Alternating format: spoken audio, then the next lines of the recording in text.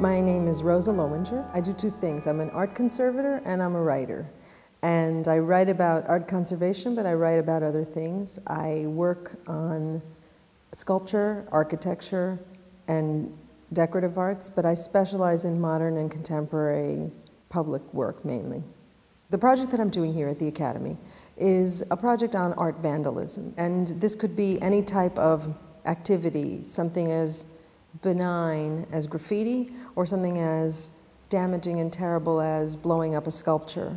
I wanted to look at this whole sense of how people interact with art in a way that is not authorized, because in the public art realm, we're constantly having to deal with it, and I wanted to see if there's something we can learn about the history of this or the sociology of it. What I realize is that vandalism, the history of art is the history of its vandalism. They're completely interchangeable.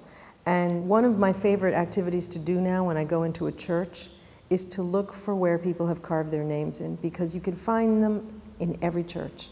Graffiti is a kind of activity that appropriates something for another purpose. Like, you walk into a space and you say, I'm going to take this space to put my artwork on it. Here in Naples, I love this because this is a spray graffiti in Naples, but it utilizes imagery that you might see inside a church, so it sort of pulls everything together in a different kind of way. One of the things that has changed for me, and this I think is going to cause me some problems, by the way, but I'm ready to assume them, is that I am no longer outraged by graffiti. I've been looking at vandalism and graffiti this way always. This is a bad thing. We got to find a way to stop it. But I've come in from the back end, looking at it as one would look at a city like Rome, where you have columns taken from one thing and put into something else. Your appreciation of it becomes different. And so where my practice has changed is that I'm going to have to think about how to incorporate the appreciation that I have for certain forms of graffiti into the idea that we have to clean it all the time.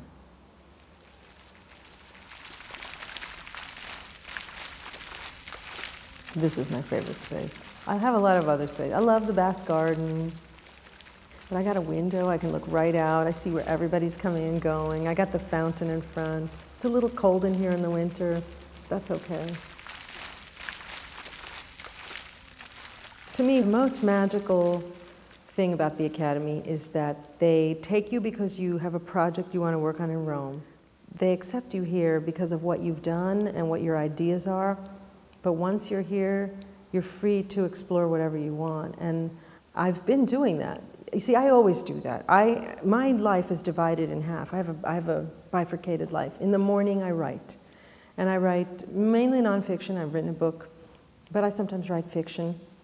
And then after noon, I work as a conservator. Sometimes I can't always do that. You know, if I have a big project, then I can't do it. But the Academy has actually been the place that actually likes that. They encourage that. And I'll tell you something. That is, you know, we live in a very success-driven world, and for people to just let you explore for the sake of exploration is just, you know, it doesn't happen anywhere else.